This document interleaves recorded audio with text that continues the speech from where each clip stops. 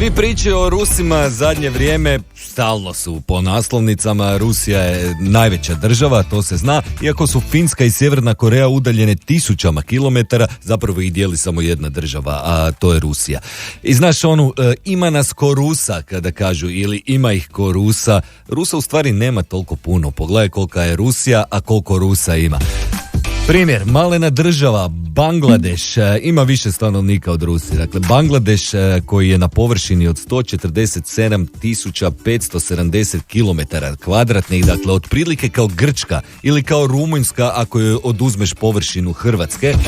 Taj Bangladeš ima 168 milijuna ljudi, dok Rusija, čija je površina 17.075.400 km kvadratnih, znači skoro 120 puta veća od Bangladeša, ima 143,5 milijuna stanovnika, dakle 20 milijuna ljudi manje. To znači da Bangladeš napadne Rusiju u golorukoj borbi, vjerovatno bi prevladali i osvojili cijelu Rusiju.